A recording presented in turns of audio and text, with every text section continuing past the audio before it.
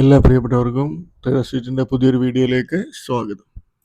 ഇത് Nifty opening high ആയിരുന്നു, അതിനുശേഷം കണ്ടിന്യൂസ് ഡൗൺലോഡ് തന്നെ വന്നു. ലാസ്റ്റിൽ ഫ്ലാറ്റായിട്ട് ക്ലോസ് വന്നു.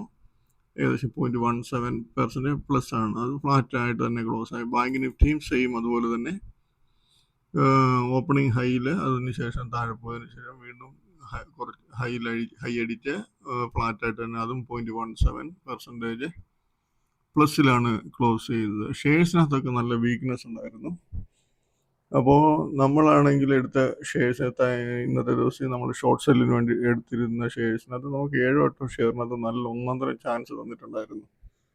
അതിൽ ഇപ്പം നമ്മളിവിടെ നോക്കുവാണെങ്കിൽ കുറേ ഷെയറുണ്ട്. ഇതിനകത്ത് പ്ലാസ്റ്റിക് ബ്ലെൻഡ് എന്ന് പറയുന്ന ഷെയർ, ഗ്ലോബൽ സ്പിരിറ്റ്, സുന്ദരം ഹോൾഡിങ്, പിന്നീട്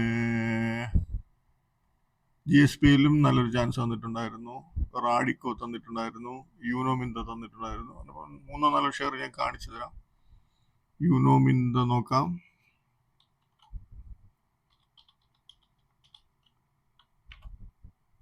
യൂനോമിന്ത എന്ന് പറയുന്ന ഷെയർ വന്നിട്ട് ഓപ്പണിങ്ങിൽ R1-നടുത്ത് ഓപ്പണായി, R1-ന് മുകളിൽ പോയി, അതിനുശേഷം തിരിച്ചിറങ്ങി. ഇപ്പം ഇവിടെ ഒരു ഫ്ലാഷ് അടിക്കുന്ന പോലെ എൻട്രി പോകുന്നുണ്ട്. പക്ഷേ ഇവിടെ നമ്മൾ പെട്ടെന്ന് എൻട്രി എടുക്കും. ഇത്രയും പെട്ടെന്ന് അടിച്ച് പെട്ടെന്ന് കയറും. അപ്പം നമ്മളവിടെ നമ്മൾ ഈ ഒരു എൻട്രി എടുക്കാൻ ചാൻസ് തീരെ കുറവാണ്. അഥവാ എൻട്രി എടുത്തെന്ന് പറഞ്ഞാൽ നമുക്ക് വിഷയമില്ല, നമുക്ക് ഈ സ്റ്റോപ്പ് ലോസ് ഇവിടെ പോകും. ഇപ്പോൾ ഈ 1227 താഴെ ഒരു എൻട്രി എടുത്താൽ നമ്മളിവിടെ 1245, അതായത് ഒരു എത്ര 17 രൂപയ്ക്ക് അടുത്ത് ഇവിടെ സ്റ്റോപ്പ് ലോസ് അടിക്കും. പക്ഷേങ്കിൽ തിരിച്ച് നമ്മൾ എന്തായാലും നോക്കുന്നത് അടുത്ത് ഇതിനകത്ത് ചാൻസ് അടുത്ത ലെവലിൽ പോകുന്നതെന്ന് നോക്കുക. പോയില്ല, തിരിച്ച് താഴോട്ട് ഇറങ്ങി. പക്ഷേ ഇവിടെ എൻട്രി എടുക്കാൻ ഒരു ചാൻസും ഇല്ല. എന്ന് പറഞ്ഞാൽ ഒറ്റ ഫ്ലാഷ് അടിക്കുന്ന പോലെ വന്നിട്ട് പോയതാണ്. നമുക്ക് കറക്റ്റ് എൻട്രി ഇവിടെയാണ് കിട്ടുന്നത്. ഇവിടെ എൻട്രി 1227 ഒരു എൻട്രി എടുത്താൽ നമുക്ക് നോക്കി, നമുക്ക് 1138, അതായത് ഏകദേശം 80 രൂപയ്ക്കടുത്ത് പ്രോഫിറ്റ് കിട്ടുന്നുണ്ട്. അഥവാ ഇവിടെ ഒരാളുടെ സ്റ്റോപ്പ് ലോസ് പോയെന്ന് പറഞ്ഞാൽ പോലും ഇവിടെ രണ്ടാമത് എൻട്രി എടുത്താൽ ഹെവി പ്രോഫിറ്റാണ് ഈ ഷെയറിനകത്ത്. നമ്മൾ പറയുന്ന രീതി എന്ന് പറയുന്നാൽ CPRന്റെ മുകളിൽ previous day high R1, R2, R3 ഏത് ലെവലിൽ പോയാണോ ഫസ്റ്റ് തിരിയുന്ന അവിടെ നമ്മൾ എൻട്രി എടുക്കും. അവിടെ എൻട്രി എടുത്തിട്ട് ആ സമയത്ത് വന്ന് ഹൈയുടെ മുകളിൽ സ്റ്റോപ്പ് ലോസ് ഇടും.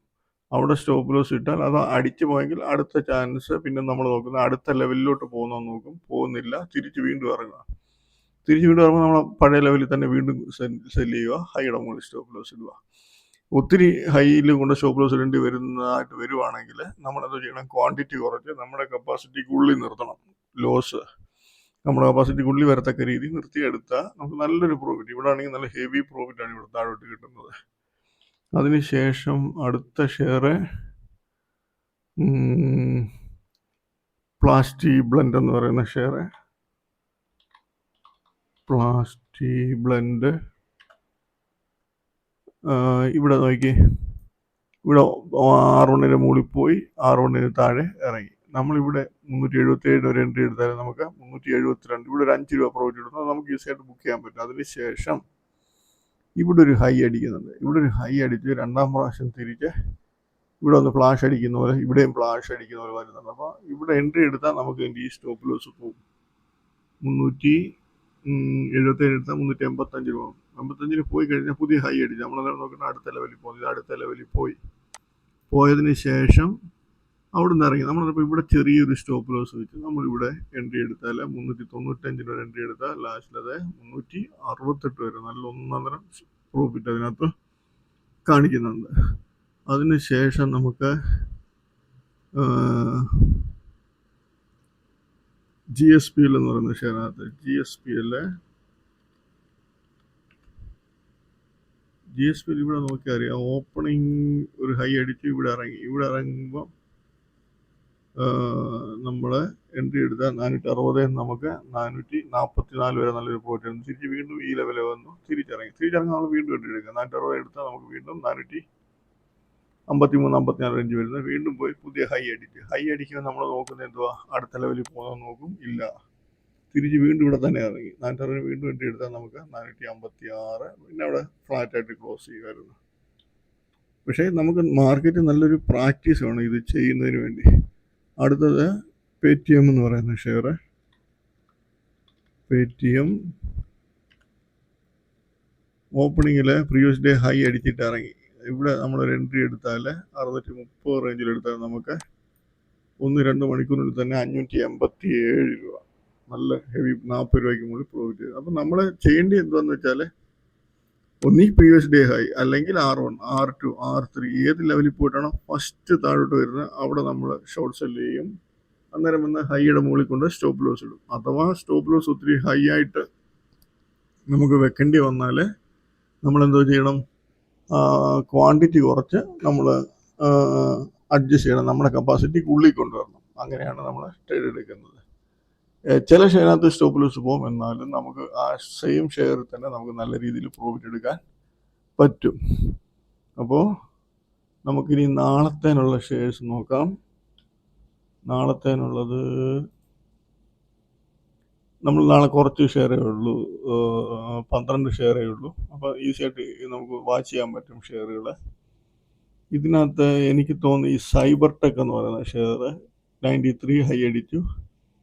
ഈ R1 വന്നതിന് ശേഷം ഈ ഷെയർ ഇറങ്ങിയാൽ ചിലപ്പോൾ നല്ലൊരു ഇറക്കമായിരിക്കും ഈ ഷെയർ ഇറങ്ങി പോകുന്നത്. എനിക്ക് തോന്നുന്നത് ഒരു 5-10% ഡൗണിൽ പോകാൻ ചാൻസ് ഉള്ളൊരു ഷെയറാണ് ഈ സൈബർ ടെക്.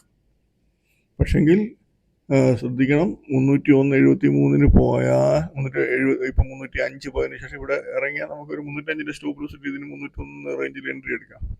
അഥവാ സ്റ്റോപ്പ് ലോസ് അടിച്ചിട്ട് വീണ്ടും തിരിച്ചിറങ്ങണം, വീണ്ടും ഇവിടെ അന്നേരം എൻട്രി എടുക്കണം.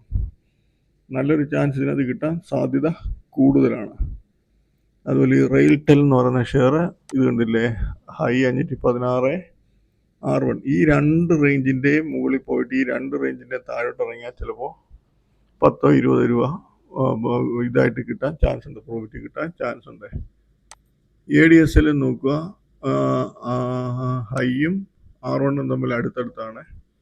ഒന്നുകിൽ ഈ 2 ലെവൽ 300 പോയിട്ട് ഈ ലെവലിൽ താഴോട്ട് വരികയാണെങ്കിൽ നല്ലൊരു ചാൻസ് ആയിരിക്കും. 300 മുകളിൽ നിന്നാൽ ഈ അടുത്ത ലെവലിൽ നോക്കിയാൽ നല്ല ചാൻസ് കിട്ടാൻ സാധ്യതയുണ്ട്. അതുപോലെ LG ബ്രോസ് എന്ന് പറയുന്ന ഷെയർ, ഈ ആവറേജ് ശ്രദ്ധിക്കുക. ചിലപ്പോൾ പ്രീവിയസ് ഡേ ഹൈ വരെ പോകത്തില്ലായിരിക്കാം, പക്ഷെങ്കിൽ ഈ ആവറേജിന് മുകളിൽ ട്രേഡ് ആയതിനു ശേഷം പതുക്കെ ഇറങ്ങി ആവറേജിന് താഴോട്ട് വരികയാണെങ്കിൽ ചാൻസ് എടുക്കാം. തങ്കമയിൽ അതും ഈ ആവറേജിന് താഴെ പോകണമെങ്കിൽ സെല് ചെയ്യാൻ പറ്റും. ഇത് ഓപ്പണിംഗ് ഫ്ലാറ്റായിട്ട് ഓപ്പൺ വന്ന് ഈ ആവറേജിന് താഴെ പോയാൽ സെല് ചെയ്യാൻ പറ്റും. അതല്ല എങ്കിൽ ഹൈ 2320 ഇത്രയും പോകുമെന്ന് തോന്നുന്നില്ല. ഇപ്പം ഇന്നത്തെ മൂവ്മെൻറ്റ് വെച്ച് നോക്കുമ്പോൾ ഇത്രയും പോകുമെന്ന് തോന്നുന്നില്ല. ഇത് ചിലപ്പോൾ 2250 റേഞ്ചിലൊക്കെ പോയിട്ട് തിരിച്ച് ഈ ലെവലിൽ ഇറങ്ങാൻ ആ ചാൻസ്, ശ്രദ്ധിച്ചാൽ മതി അത്. അതുപോലെ GK വയറ് ചിലപ്പോൾ ഈ R2 റേഞ്ചിലോട്ട് പോകാനൊരു ചാൻസ് കാണിക്കും. എൻ്റെ കഴിഞ്ഞ ദിവസങ്ങളെ മൂവ്മെൻറ്റ് വെച്ച് നോക്കുമ്പോൾ ഒരു പ്രാവശ്യം 150 റേഞ്ച് വരാൻ ചാൻസ് ഉണ്ട്. അങ്ങനെയാണെങ്കിൽ ആ റേഞ്ച് വന്നിറങ്ങുവാണെങ്കിൽ നല്ലൊരു ചാൻസ് എടുക്കാൻ. ടെമ്പോ എന്ന് പറയുന്ന ഷെയർ